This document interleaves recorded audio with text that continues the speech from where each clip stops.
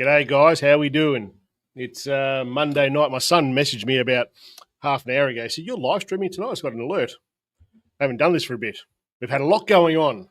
You can see behind me here, there's like nothing in my room anymore. We're renovating the house. We've spent the last, I don't know, it seems like freaking ages, like starting to empty the house out. And we found out yesterday that we've got to be out by the end of the week. So it's all kind of all steam ahead to get the house emptied. It's today we are joined from Hey Big Fan, the Useless Fisho. That's a cool name. I like that. We are joined from the other side of this continent. You're in Rockingham, I think. I just saw a video of yours. I better bring him on so I'm not talking to no one, eh? Matt, how you doing? Hey guys, how are you? You're in Rockingham still, yeah? No, our content's a fair bit behind. So right at this moment, we're in the southwest of WA still, but we've just come back from a trip out. Oh God, I'd have to get the exact name, but we end up lost basically. But it was right. Like up north, sort of northeast of Perth, and we end up lost down. Okay, actually, ironically, along the rabbit-proof fence, the old rabbit-proof fence. Right. So we ended up lost along there and in a bit of a pickle. Nice. With the van on the back? Yeah, of course. Yeah, that's right. why we got it. So I wasn't sure if you like yeah, right. I wasn't sure if you like park up and then scoot off and come back. I'm not sure. Yeah, it depends on what we're doing. Like, it depends. Like in this particular case, we were actually we're literally doing an overland trip because Lisa's. So at the moment we're over here because Lisa's working. So she's got a 4-on-4 off. We can't afford to do this without working, unfortunately. So she works 4-on-4 off at the moment. So she whenever she's got the 4 days off, we're away. We're gone. So we're only physically in one spot in wherever she's working at the time for the 4 days, and then shoot off for the 4 days. So we headed off, and basically we try and go as many different places as possible. And the goal is for the next year just to explore WA, and then we'll end up wherever we end up. Probably, nice. I don't know, Northern Territory maybe. We'll see. And what industry is she in? She's paramedic. So she's been paramedicine her whole life. So career paramedic. So, right. So she just picks up work around the country, sort of thing. Yeah. So she's over here in a more of a senior role, doing that sort of stuff. But she's like I said, she's been doing her entire life. So very smart girl, very, very good at her job, and very well sought after. So that helps. So are you good with first aid? No, I'm an ex-cop, so we go, Ambos, where are you? So what do you do if she gets hurt? Call Ambo. Ask her what to do. No, look, I know the basics, but she definitely is the expert in that area. So, like I said, in the job that I was doing, probably very similar to what you are, you taught the basics and that's it. It's trauma stuff that mostly you deal with, but yeah, cool. It's if I got a question, it goes to her. Yeah, fair game. How are we doing, Ed? Ed sent me a message today. They're doing well with they're racking up some donors for the Legends. Are you going to get over here for the Legends? It's in March, I think. Am I? Sorry. Yeah. Yeah. No, we're not. We're trying to get over there. We've actually we've got a trip to Japan early next year, which is a trip that's been cancelled twice. It's actually my brother-in-law, so Lisa's brother and his partner have a chalet over there, and they've been trying to get us over there for a long time, and it's just life's got in the way and it hasn't happened. So Lisa put her foot down and just went and booked it. So we're committed. Yep. So we get back. Lisa definitely can't get there because of her work commitments. Yep. If I was going to get there, literally I'd have to land and literally jump in the car and drive across the Nullarbor to get there. And I just don't think I'd get there in time. So yeah, fair enough. So you're a skier then? No, the first time and only time I skied was with my brother-in-law, who's a ski instructor and everything like that. And I actually ended up having knee surgery because I sliced my knee open down to bone. So nice.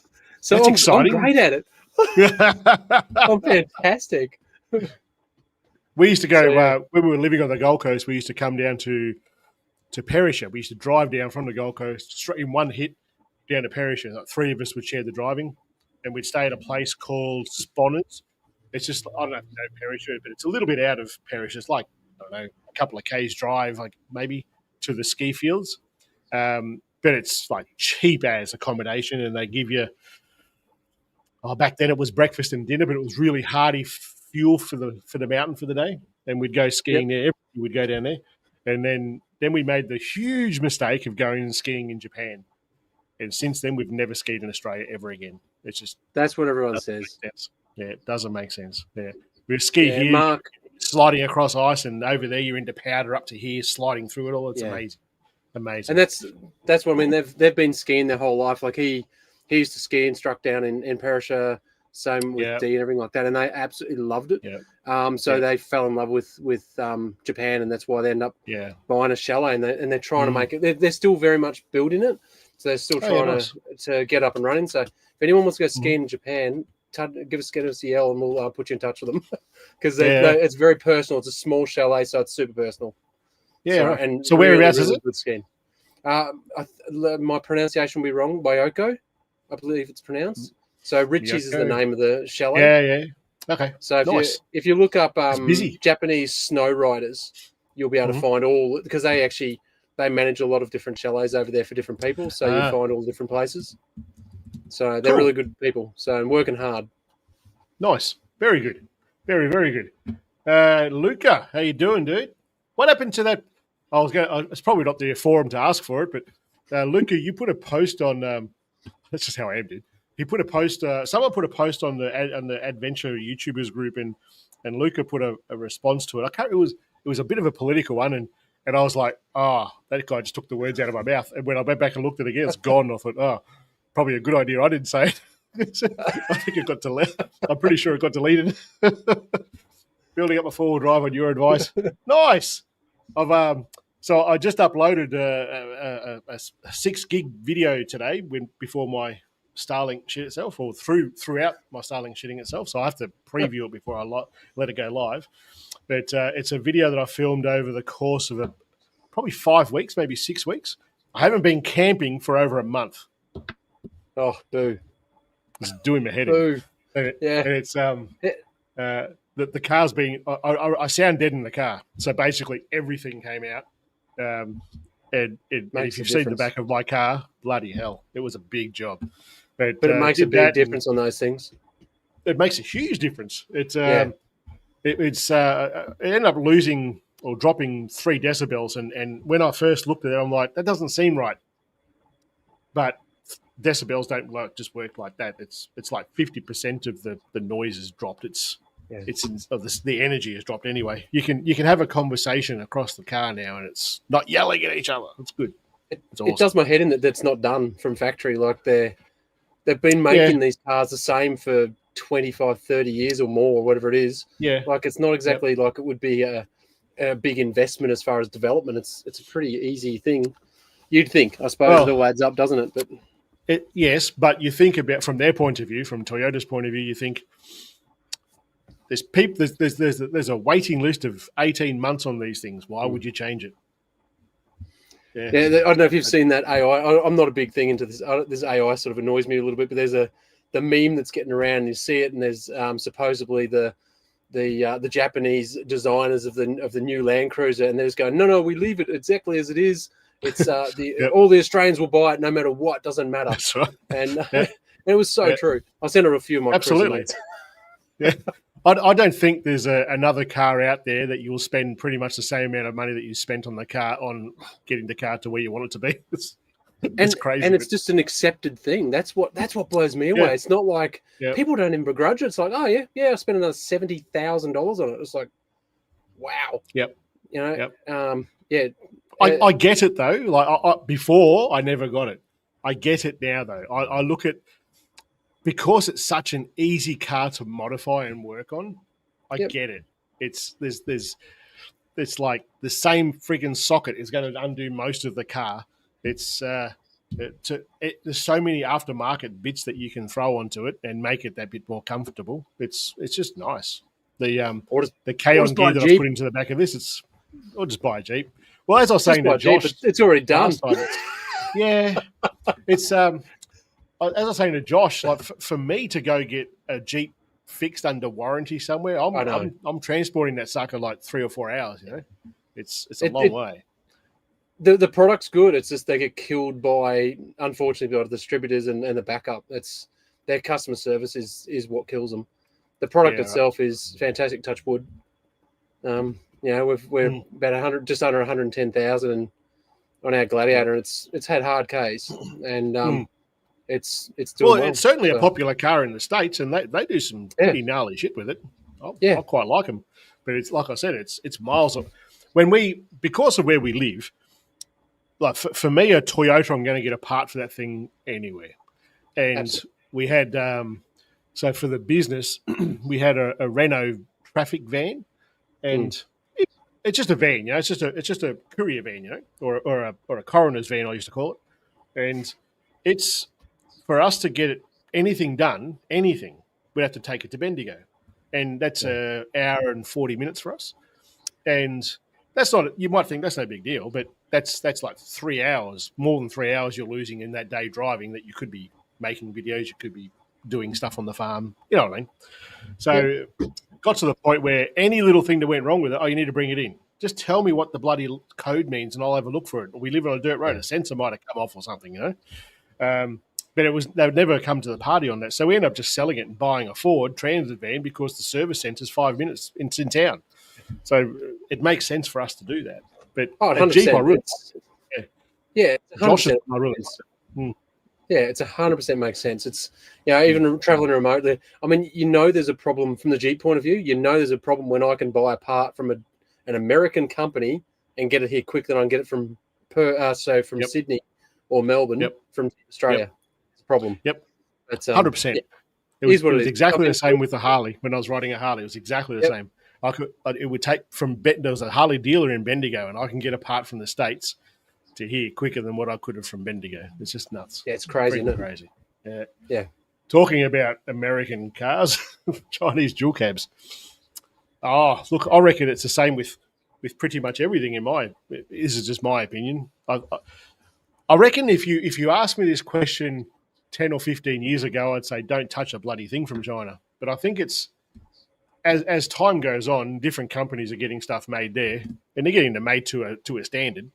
So there's got to be a standard, and at some point you're going to know that, you know, the company that made, you know, that mobile phone that was $15, they're not in business anymore, so it was probably shit.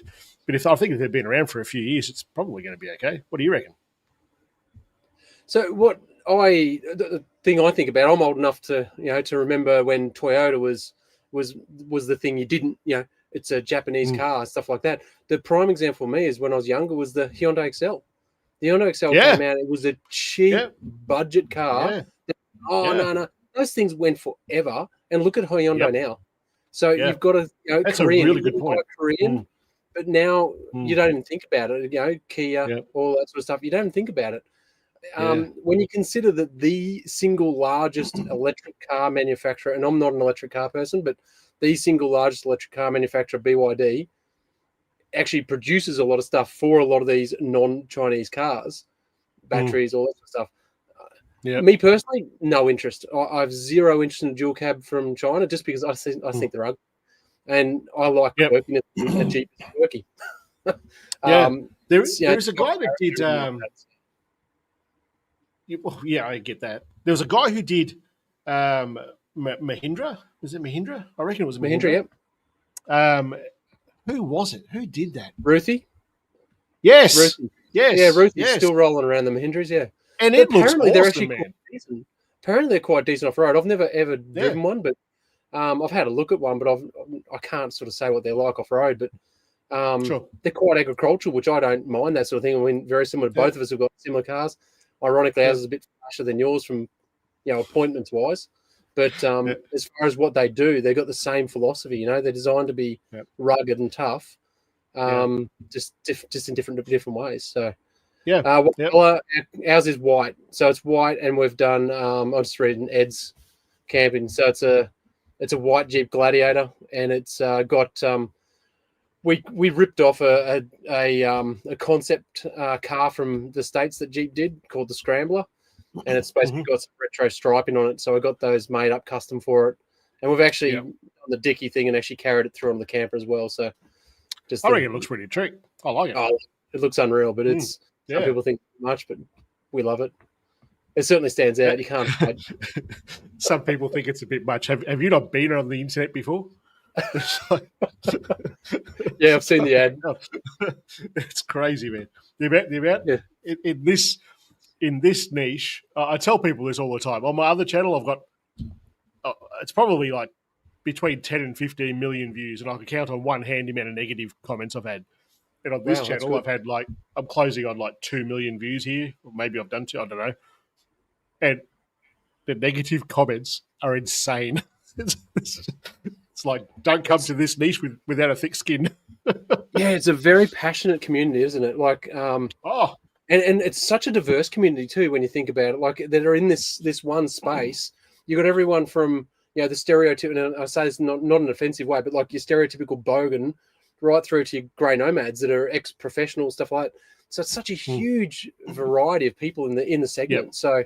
Yep. And I think that's the cool thing about it. There's so much variety in builds, variety in type of type of content out there. It makes it really interesting.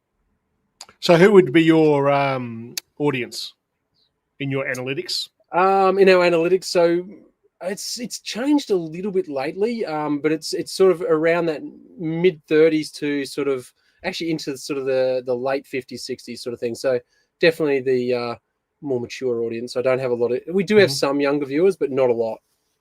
Yeah. So mostly the older stuff because of the type of content we do too. Yeah, there was a comment that someone put on a question. Someone put on the adventure YouTubers group about shorts, and my reply was, you need to know your audience. I don't think people who watch my stuff are going to watch shorts, but I don't spend much time watching short form content, and I certainly, if I do, I certainly don't go looking into the rest of their channel to see what else they do. It's just me too. Yeah, like if you look at my analytics, it's a high percentage. I want to say it's 65 to 75% are all on TV. So the majority of people are watching TV. So that's partially because of the type of content we like to create. Like for us, we're trying to capture the essence of the place. Cinematic is the word I use, but I don't always get there because I'm still learning. But that's the type of content I'm trying to create, and it definitely looks better on a TV than it does on your phone.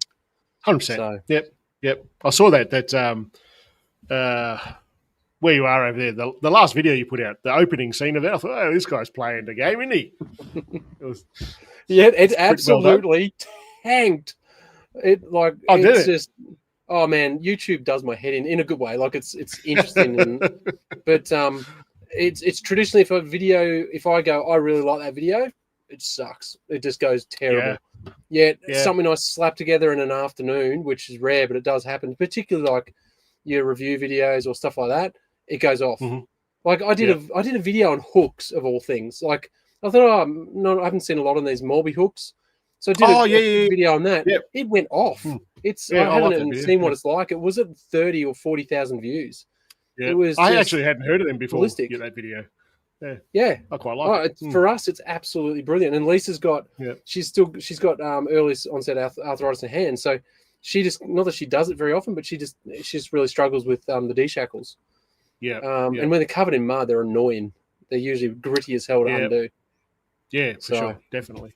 Yeah. This comment here, there was a video, maybe I don't know, 5 or 6 months into my stuff. So to put this into perspective, when I'm just working around the farm, what you see me working on, like the oils, if it's cold enough, the oilskin vest and the hat, that's what I wear every other day.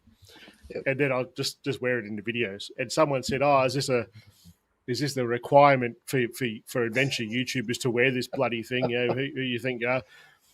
That's what that is. He's having a crack at that. We were talking about it the other day. So I gave that bloke as witty a response as I could. I said, I went and checked the terms and conditions of being a YouTube creator. I can confirm you don't have to wear this. Get fucked. Anyway, I got to be honest. Lisa laughs at me because I love the negative comments. We touch wood. We have not had very many, but I love them. And I suppose because my early life was in retail and everything like that. So I was in the motorcycle industry for most of my life. running dealerships and things like that, and turning a customer around was always the thing. And also even in policing, it's the same thing. You're trying to turn the conversation into what you want to be. So I always see them as, here's a challenge. Let's go, turn you around. Yeah. Oh, quite often doesn't work. But you can try. Well, it's because it's not a fast response sort of platform. Correct. Like you can't go to and fro like we are here. If someone says, "Hey, you're a dickhead. Your hat looks like a wanker," or whatever, you can you'll never hear from that person ever again. No. And you go, "I just wasted all." Now I just ignore it. If anyone says anything negative, I just ignore it. I'll read it. And then I'll go, yeah, that's not a valid point. Piss off. Or it's a valid point. I'll respond to you. Yeah, we're significantly smaller than you, so we've got the time to do it. So we don't get as many comments as you do. Actually, our comment ratio is pretty good, but we don't get as many. So it's still a bit of fun for us. But yeah. Well, when you think about the stuff that kicks on, like you'll watch your analytics, and you go, that video did well. I'm going to try something else like that. Yeah, that went well. And unfortunately for me, it just went. That's just you're in the controversial space now, Sunshine. That's where you're playing. And any video that I do that tees off about the government in any sort, it's going off. I'm making bank due to the dickheads we got in power. Yeah, that's lovely. Saw a Kia Tasman in the wild today. Oh, don't they? Yeah, I was going to say they look like Lego cars. Yeah, Lego cars. Actually, like you've given a crayon to a 10-year-old or a 5-year-old.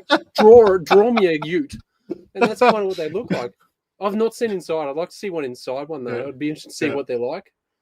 But I kind of look at the advertising of it and go, "You got every swinging dick that was available to jump in one of these things and be in an ad." Chances are you spent the money there and not there where it needed to be. That's how I. Here we go. Here's a controversial topic for you to do on your channel because you're good at this. Right. So hold on. And so Jayco obviously are in a lot of trouble for obviously their false advertising and I'm that sort of stuff sucks. But the reality is, how is them showing a non-off-road vehicle on a dirt road any different to, for example, Tasman showing them towing a boat like a cruise liner, stuff like that? So be interesting to see if the ACCC do go after, for example, the other ones like that. So I think there's a point in which you go, there's no way that can do that. That's obviously a joke.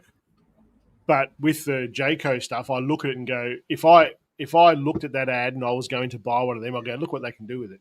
But you wouldn't look at it and go, hey, I can tow that with it. You wouldn't look at it that way. You know it's a joke. So I think there's going to be an element of that. Yeah, I know, but they don't. Well, it's be interesting to see. So, but the thing is, it's not just Jayco. So I think the whole industry needs a big shake-up, because if you look, when we looked around for this, so for this camper, we looked at initially our budget was significantly less than what we spent on this. And if you look at the warranty on a lot of the actually bigger Chinese imported vans, that the ones that you see every day, a lot of them actually clearly state you've got no warranty if you go off road.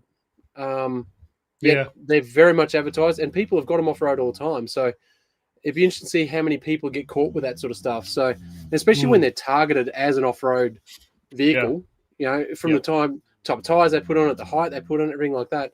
But then say you got no warranty. So I do think the industry needs a bit of a shake-up. Yep.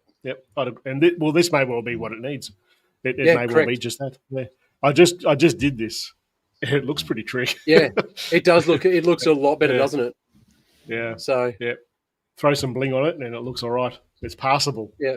But bare bones out of the box, I think they look like a Lego car.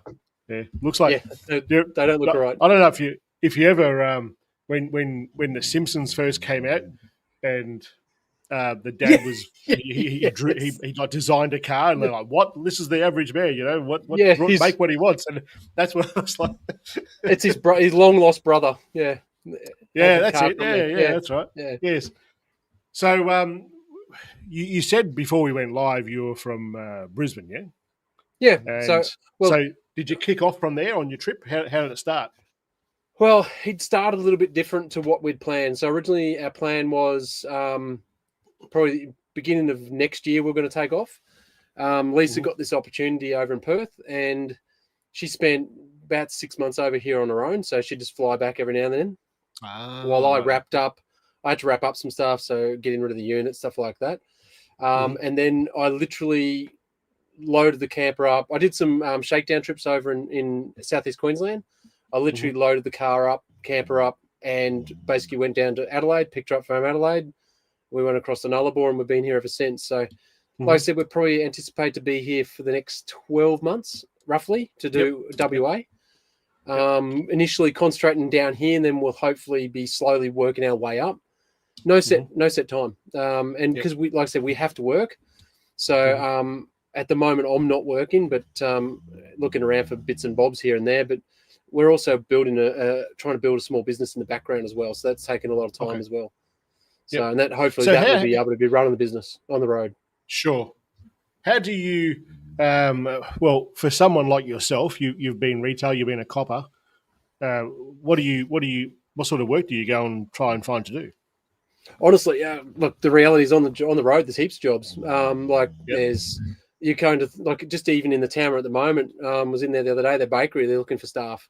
Like it comes back to if your ego is not that high that you can't do certain jobs. If you're willing to work, there's plenty of work out there. And I've literally, this is the first time I've been unemployed in my entire life. I left school and basically started work straight away, and I've never ever not worked since. So I have zero doubt that I'll be able to get something. It's just a matter of actually I've had a bit of a break because I've been, like I said, I've been working on the business in the background, which hopefully we'll be launching soon. And then that'll take time to build, as everyone knows with the business, it's slow. But yeah, so I'm actually going to be looking to start going back to work very shortly, just as a part-time. So once again, key is to try and make it working with Leisa though, because I don't want to have a situation where she's on days off and then all of a sudden I'm working, and then we're sitting around in the camper doing nothing. So it just defeats the purpose. So that's fair. I have a friend who's they're from our town, and they're travelling around the country at the moment, and they've got a little Facebook page that they share their adventures with, sort of thing, on. And he's a farmer, so he worked in a tyre place, and they're just and she's a teacher, so they just travel around, and I like this place, and they stay there for a month and just work and just live, enjoy. Look, and that's our plan. Like this particular job just landed on our lap. It wasn't planned. It was too good to say no to. So it's going to be beneficial for us in the long term, but for the moment, it's sort of slowed us down a little bit, not in a bad way. Just it means we're really, really getting the southwest done, and the surrounding areas. You know what I mean? So, but when we're actually gone and going, the plan is we'll have no set time. So we might do 100 Ks in a fortnight because we get to an area and go, "This is pretty cool," or "There's a job," or whatever, and just explore that area. The advantage of that too is you get to know the locals, and you get to know all these little spots that people don't know about. Yeah, true. Yeah, that's really cool. There's a few little things that we've found here that we haven't gone to yet, but that we're going to be going to. But then again, from the content creation, you've got to be a bit careful too that you don't necessarily give away those spots, because you don't want to have a situation where all of a sudden they've got heaps of people coming here to an area that maybe can't sustain it. Yeah, I think it depends where it is, Like I did that video on Graham's Hut. I don't know if you saw that. We've lived here for 14 or 15 years. I had no idea it was there, and I've driven that bloody track. I don't know how many times. I've never seen that freaking hut. And when I did that video, there was a few people who actually commented, "Great, now you're going to ruin it for everyone because everyone knows where it is." And they weren't local people, but everyone around town knew where the damn thing was. Like I seem to be like the only dickhead here who didn't know where it was, but everyone knew where it was. And it wasn't like it's. I look at it and I think, when someone says, "Oh, you're going to ruin that now because all the people are going to come from everywhere to look at it," not really. We're kind of in the middle of freaking nowhere. It takes, like, for most people in Melbourne who are going to come up here and do that sort of stuff, it's a fair hike. They're not going to come up here and kick a door on a hut just because they can. It's still a fair hike to come. Yeah. So apparently when you go on. Sorry, no, what were you going to say? I was going to talk about this comment, but no, you go on. Oh, I was just going to say that the biggest thing for me is, like, looking at it from a business point of view, from a community. If the people come in the community and they spend money, isn't that a win? Especially for these small towns that don't necessarily have a lot of people coming through. As long as they're not trashing the place, and there's no acceptability of that at all. But if they're spending money in the community, I think it's a good thing. Well, there is. I'll give you a case study of that. which didn't go well. There's a place. It's probably about an hour maybe from me. It's Lake Tyrrell. It's a salt lake, so it's probably 1 or 2 kilometers long and maybe a kilometer wide, and it's that deep. And for photography on a calm day, it's amazing reflection. It's like a mirror. So for astrophotography, you can stand out there and take a photo down here, and it's like you're in space, because it's just wow. the whole image is like mirrored. So you could be standing there. If you do all the photo right and you do the light painting right, it's an amazing photo. So that's a pretty big tourist like destination for Chinese people. They actually have Chinese tourism things in China, and the brothers over here, the sisters over there, or something, or vice versa. And they line up people to come over. And they come up from Melbourne, they bring busloads of them up, and they go straight through Sea Lake, which is the town, and then go like 4 k's past Sea Lake to the lake, get all dirty and grubby, come back to Sea Lake, go to the public toilets, clean themselves off, hop back on the bus, and go back to Melbourne. Sea Lake doesn't see $1 of that. So it's for that. I get what you're saying, but there are definitely cases where it doesn't work, and that didn't work there for them. I reckon they regret doing it, to be honest. Yeah. Well, that's where the event organizer should be contacted and say, "Hey, look, this is the impact it's having on the town." It's not an event. It's a community. It's just a regular thing that they do. Yeah, but that's what I mean. Like, if I was part of that council, I'd be going to the contacting whoever it is, ABC Tours, and say, "Hey, just out of curiosity, this is what's happening. This is the impact it's having on us. Is there any chance you can stop in at the bakery or do whatever, just so that there's some money comes back into the council or to the district, not so much council." Yeah, true. So apparently, when you put a bull bar on a Tasman, it's you lose your safety features. Okay. That's interesting. That's good. There'll be a way around it, I'm sure. There is with other things. Niche, I kind of like the idea of that, replacing that Brumby. There was a few of that. There's even still a few farmers around here who use them. They were cool cars. Yeah. They were fantastic. 79 series, the warranty only covers water and it doesn't go okay. I don't doubt that for a second, but it'll be okay. Especially do you have alternators. Kids? Yes. Do you have kids? How do you get rid of them? No. Not anymore. Left them in Brisbane. we've got one here. Yeah, you left yours in Brisbane. I've got one here. But yours followed you though. But no, we've got no kids. Just these ones here. Just this little red one here. Yeah. So he's getting a bit old too, isn't he? That'd be great. Yeah. She's getting a bit old. She's just I can't remember if she turned 8 or 9. I think she just turned 9. Mm-hmm. So unfortunately, we lost her sister just before I left, which was crap because she would have loved it. So And as not a YouTuber myself, I hate how YouTubers sell their soul and give away local secrets. Oh yeah, I understand what you're saying. Yep. It's and it's definitely. Sorry, go on. Does that actually happen? Well, I think some people do. It's definitely if we're given, for example, we've been given a couple of spots that are secret spots. They know what we do, and had a discussion with them about it and said, "Look, what do you want us to do? Do you want us to film it, not film it? Because if they don't want us to film it, we won't film it. Because I don't want to. I don't want to cause issues for locals and stuff like that. Because that burns your bridges pretty quickly and gives you a bad name. So, most of the times, what we're told is, "Hey, film it, but just try not to actually say the location specifically," which I gotta be honest, we don't anyway. We started doing that. We originally were doing it. We'd put up like the wiki link and everything like that. We've stopped doing that just to, even though if they look hard enough, they can probably work it out. But at the end of the day, most of these places are marked on a map anyway. It's not like it's new. But the ones that are truly not anywhere on the internet and everything like that, then we will not give that away. And once again, we'll also seek locals' advice. If they don't want it filmed or anything, we won't film it. So it's not like we're a big business where we're making money out of this. So it's we'll just go and enjoy it. Yeah. So I don't disagree with that comment. I don't. I mustn't be watching the right people, I guess, because I don't really ever see that. I see the bullshit clicky sort of clickbait stuff where like we found this secret spot and then or we saw this thing, we don't like it. And then you watch the video and you go, you dickhead, there's a sign right there. Like, look at the people around you. It's not a secret, you know. I see that sort of thing all the time, but I can't think of a time where I've seen someone filming, naming like some secret spot that is readily accessible to everybody. I just can't think I've ever seen that. I can't either. I think the majority, there's been a few of the bigger channels that have been, that have kind of copped some crap for it, for filming certain locations. But the reality is, if you look at it, every single one of those that I can think of that I've watched, every one of them is on Wikicamps. So it's already out there. It's not like it's a secret in that respect.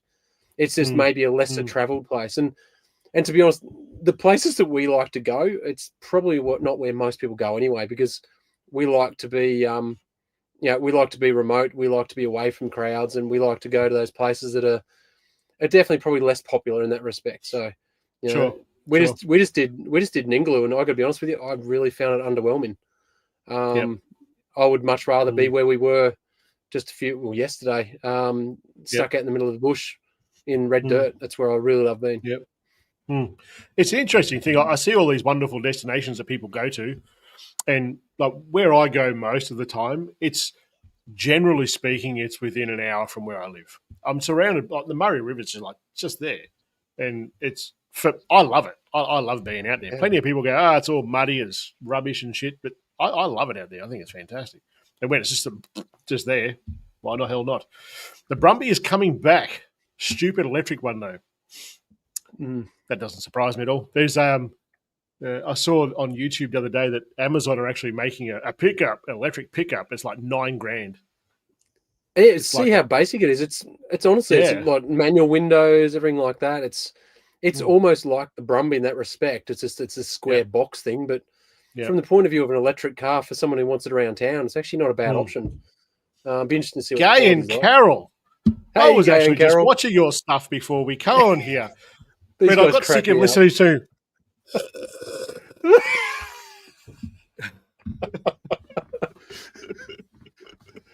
I love their have I got smoothie on my lip?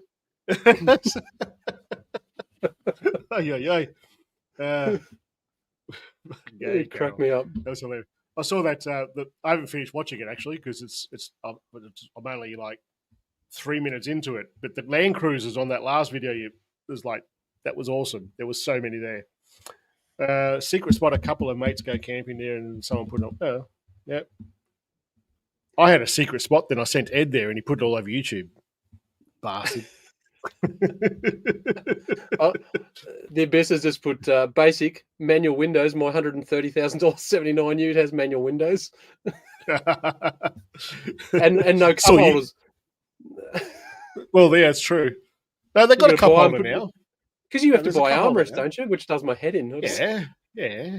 But you can look at it that way, negative Nelly, or you could go, I get to choose the cup holders that I put in. Oh dear. That's yes, I think it is called the Slate. Brett, I think it is called the Slate. You're right. Yes. And that's aptly named as well. But I didn't tell you where it was. No, that's true. He sent me a photo of this. I can't remember where I was, but he said, I'm coming up your way. Where can I go camp? I said, go camp here. That's where I usually go. And he went there for one night. Then he went to another spot. And he sent me a photo. He's like, where's this? I go, I have no idea where that is. And in my head, I'm like, but I think maybe I do know where that is. And I found it when I went looking for Craig's hut as to where Ed went. It's a ripper little spot. All the way along there. There's all these gems all along there. The Murray's awesome. It's so good to camp along the Murray. Yep. It's a bit confusing on Gunbower Island because it's all state forest, but then there's like a triangle in the middle of it that's national park. And the only way you know is like there's a sign that you go past sort of thing, and that's it. And whenever I've been out there with my chainsaw chopping up wood to go in the fire, all the blokes around here, they're like, yeah, no worries, Shane. No worries, it's all good. No worries. You chop wood here, put it in the fire here, it's all good. It's when you chop wood here and then throw it in your trailer and take it home, there's a problem. But it's crazy, hey? I like it. Yeah, I like it. I like it a lot. So your trailer. Nice place. Tell us about your trailer. It's awesome. Like, look, as far as us living in it, it's on the small side. There's no two ways about it. It's definitely like, as I sit here now, like literally, that's the bed. So the bed's up here, and Ivy's up here snoring. So Yep. big, proper queen size bed, and then there's drawers to this side here, and there's little steps that come out. I'm sitting on the only couch inside, and this is the toilet and shower, and there's some more drawers and that behind you. Oh, So that's I it. thought it was bigger than that. That's no, it's tiny. Like it's we still have to do the dance when we're moving around. If I'm editing, I've got the table here and everything like that. Like Leisa can't get off the bed, so it's very tiny. But for what we want to do and where we want to go, it's ideal because it's literally the same width dimensions as the Gladiator. It's basically the same height as well. So if we get the Gladiator down, we can get it down. Doesn't always work like it didn't 2 days ago, but we get it down. It's just we leave half the paint behind with all the trees. Yeah. That's why you buy them, marks, mate. That's all that is. Yeah, for sure. But it's got the best outdoor kitchen on the market, bar none. It's incredible. Yep. It's literally a gourmet kitchen. It's incredible. And it's tough as hell. Now, it's all Australian made. So Lifestyle is the brand. And it's called a Recon R2 SE. And I got to actually see it built through its process, which was cool. That was awesome to see effectively your camper actually born. So it was. Did you customize anything on the way through? Yeah, well, you can customize as far as accessories and stuff like that. There's a few little bits and bobs, but not much. I mean, pretty much. Look, it was our once in a lifetime dream van, so we pretty much went the option list and went tick tick tick tick. Pretty much ticked everything that we could. The only thing we didn't tick on was the induction cooking. We kept gas cooking. We've got a little portable induction which we put inside. The only reason being is we've had friends that have had induction when they've just been, because of the type of driving we do. They've had the induction die and they've got no cooking because we don't have a barbecue. So that way we've got the best of both worlds. Yeah, sure. It's a Lifestyle Recon R2 SE. There you go. There's a bit of a swing, I reckon, towards the induction stuff. There's a few camper trailers that come out now with no gas at all, and that's the big thing. Yeah, and that's the thing, that this is effectively a gasless fan in the sense of to plug your gas in, you've got to actually open a door, pull a hose out and plug it in externally. So that means it's completely sealed. So this thing is totally weatherproof. It's dustproof. Yeah. It's got a dust suppression system as well. You just don't get a single drop of dust in them. It's incredible. Nice. So when it's covered in mud and dirt, more than not, it's a must. So it's nice to be able to get in here. It's all clear. Yep. That's fair, mate. When I was at the Melbourne 4-wheel drive show, the Goldfield guys were there, and they had that little pod camper, which I quite like. But they've got this new pod camper. It's it's just a bit bigger. I think it's got a queen size bed in it, maybe. But that one, I was surprised. That one's got no gas in it. It's all 100% electric. Mind you, it's like 600, I think, in there. 600 amps of power, I think it is. Yeah. It's got a fair bit of power on board. That makes sense. The thing is, you do it once, and if you're building the van, you build it once, and then it's hopefully will do you right. Like we've got a lot of power in this for what we've. I mean, God, our old camper had I think it had 200 amp hour of AGMs. So you constantly. We used to sit there in camps with no lights on because we were so worried about power. Now, oh really? Like this, we've got we're not hooked up. We don't hook up. So, I've got all the lights on in here. I've got the inverter going because I've got a big monitor here. So I've got a 32-inch monitor as well. So you just don't even think about it. Like it's the worst we've ever had is on some really, really overcast days. We've got down to like 65% sort of thing. Yeah, that's about it. Yep. So how much power you carry there? I've got 600. So 2 300s, which is for the two of us, it's more than enough. We're not particularly heavy on power though, and we've got AC. We can run the AC off grid. Not that we do, but we can. Use it for heat. It's interesting. Like I think when everyone was running with AGM batteries, and you're always stressing about the amount of power you've got. In my camp is only like a teeny tiny thing. It's just me that's in it, and I live mostly out of it, not in it. If that makes sense. Yep. And that's only what have I got in that? only got 120 amps in that. That's it. Nothing Yep. else. And I don't come close to running out. I think it's just fine. I think like most things in life, the more that you get, the more that you use. Yep. It's the way it is. Like where I have this conversation with people where I was working on the Gold Coast. I was earning really good money. Was working in IT, and I found that the more you progressed in something, the more money you made. And all it made then was the more money you spent. It's You true. still ended up as broke as you were 6 years ago, but earning 3 times the amount of money. Just that you got a better Yep. car and you got a better house, or you bought better things. But you earn The more money, money's you spend more money. Yeah, and the the money. battery is the same. I think the more battery power you have there, the more you want to use it. I think that's the case in many cases. Well, yeah, because you go, I can have this, I can have that, and all of a sudden you've got air fryers and you've got all of this sort of stuff, and it's it was like I said, you just got to be sensible about it. We were yeah. probably way more cautious than we needed to be. Sure, and I carry so I've got the batteries in the trailer, but I also have a jackery in the side there, and anything that's really thirsty, I just put on the jackery, like electric blankets when I'm being a sook, that sort of thing will go onto that. I just don't use the house battery for that. But I've got that there power, so I guess it's not just 120. I do use more, but the power stations that are around these days, you're kind of mad if you're not using them while you've got nothing going. We've got a Blue Eddy. So instead of doing a dual battery in the Gladiator, we just put a Blue Eddy AC 180 in it, and we put one of those charge ones in. That's an unreal combination. It's so good, and you can take it out and use it elsewhere. I don't know why anyone would go a dual battery these days, apart from the fact that you can make it prettier and tuck it away. Yeah, but, there is an element to it. When I did that to Tom's, I was looking at it and I'm like, shit, this is such a good setup. And it was hard for me to do that video because I didn't want to seem like, hey, I'm just selling this shit, because I just did a Blue Eddy thing with the power station. But by God, it's a good charger, eh? And I would seriously look at that. Doing that if I bought a new car, I'd seriously look at doing that. But in saying that, I do like tinkering and building shit. So I don't know if I would or not.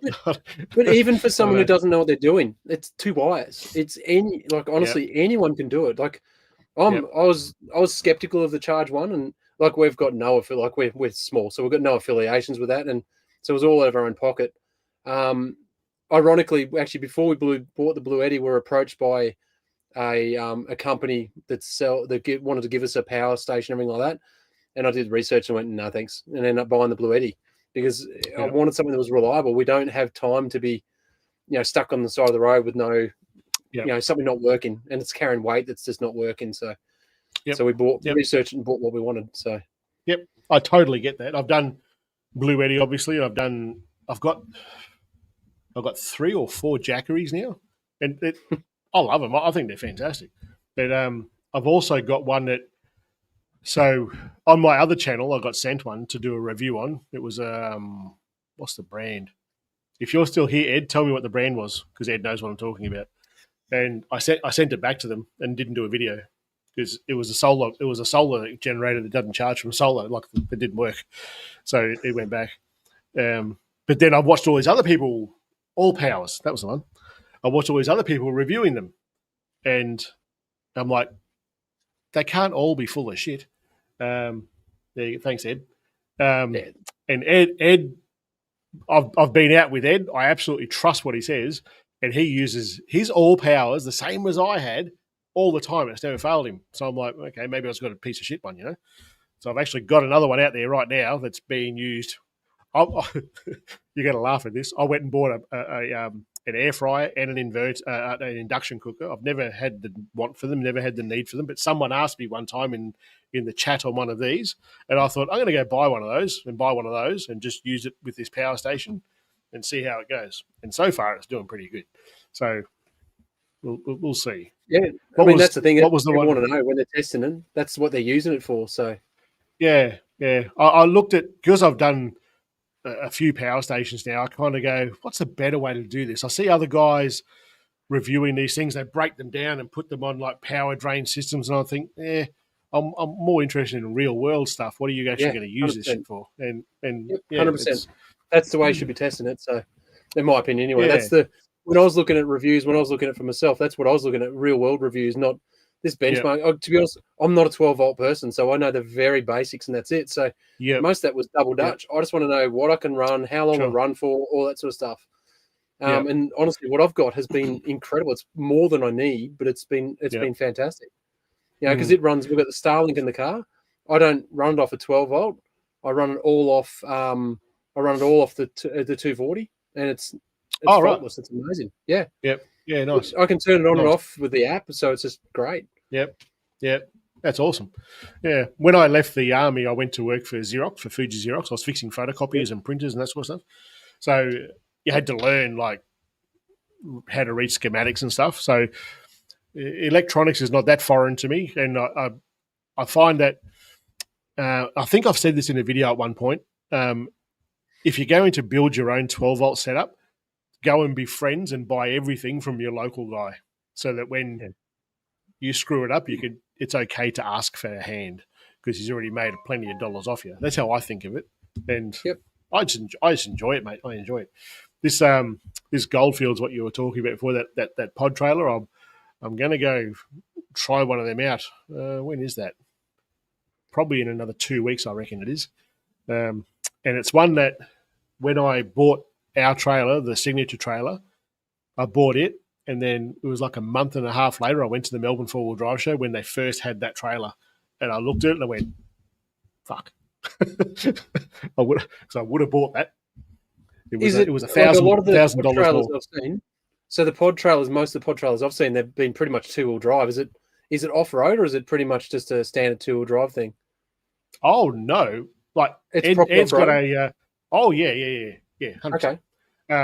So Ed's got a lumberjack something.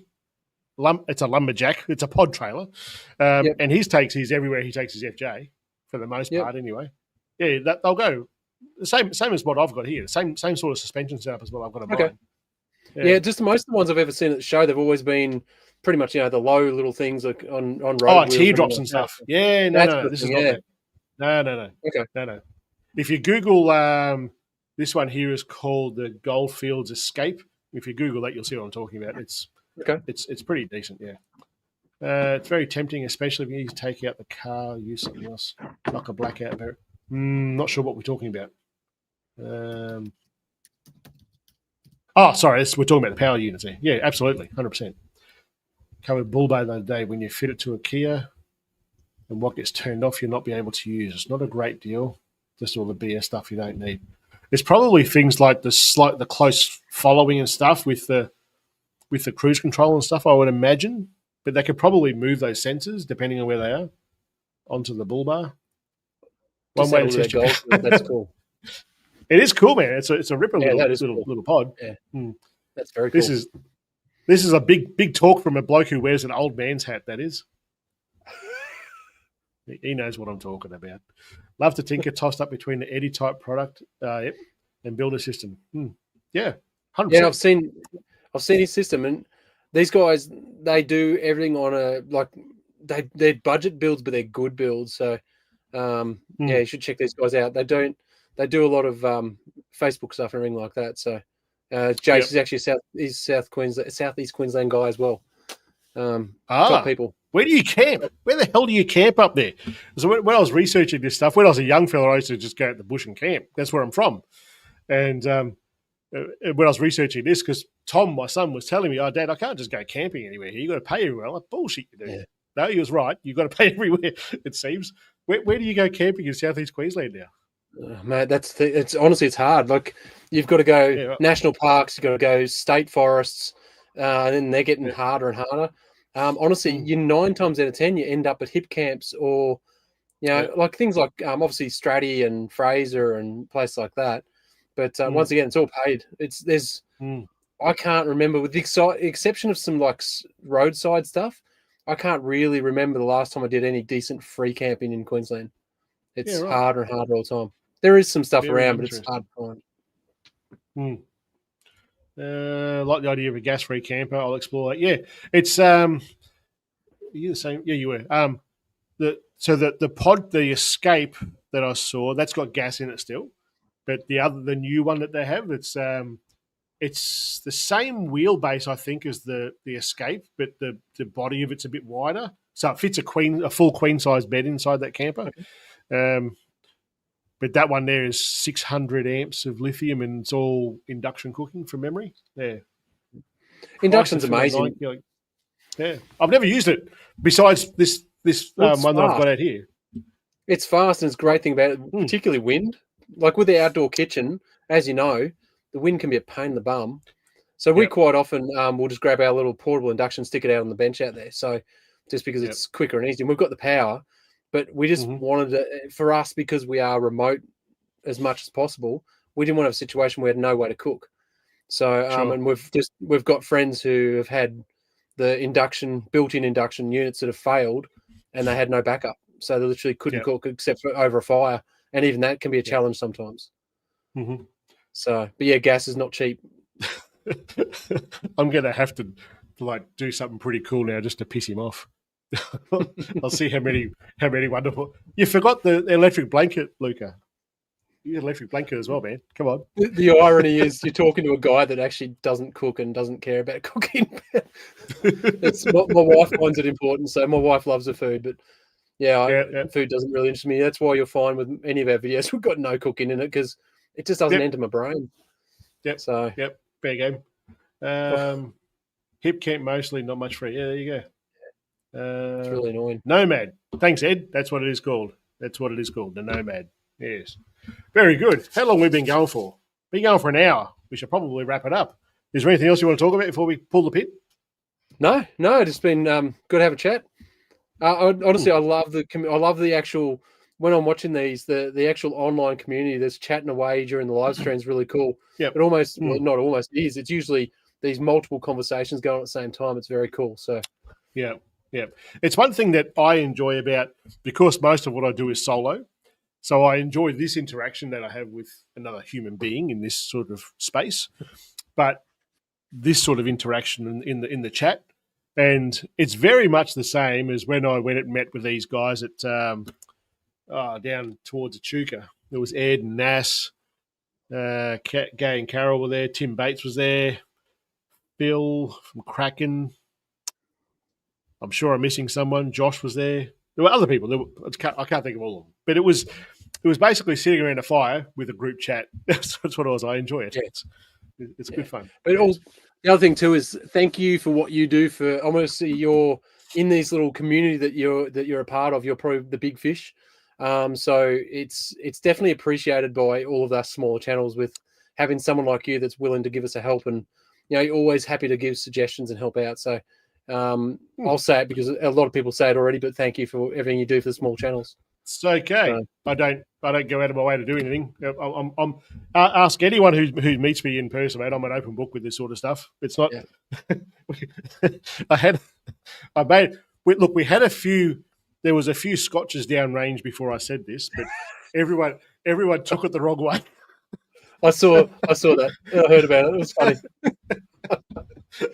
And it was fucking hilarious.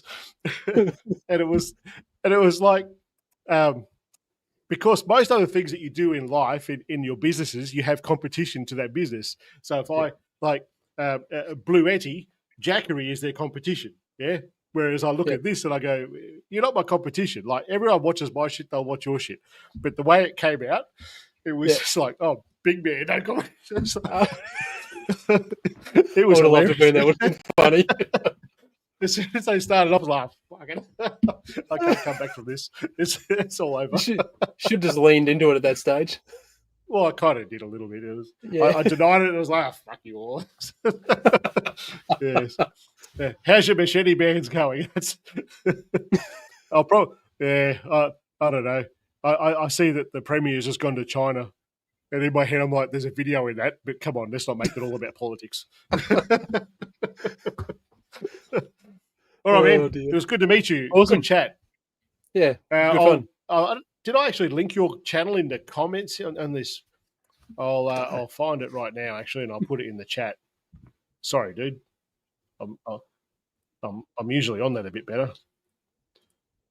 So no one will know who you are, basically. Just some weird dude chatting to you. That's it. some bloke with hair. Yeah. That must have been who the hairdryer thing was aimed at, right, Ed? Yes. Shorter now. Oh no, I can only hear you in one ear now. Yeah, I know. It's out. All right, man. Oh, I Awesome. saw your stickers in Cobar. There you go. Oh, really? Cool. There you go. Outside the toilets. There you go. You must have put it there when you're looking through the hole in the door. Yeah. Who's in there? Yeah. All right. We've given out some stickers. That's interesting. That's cool. Thanks, Carol. Yep. All right, guys. We'll see you guys. next time. Yeah, not sure. See you later. Before I close off, I'm not sure when the next one will be because of what's happening here. If I can get live streaming to work in the bus, we'll do that. Anyway, we'll see you all next time. Laters. See you guys. Bye.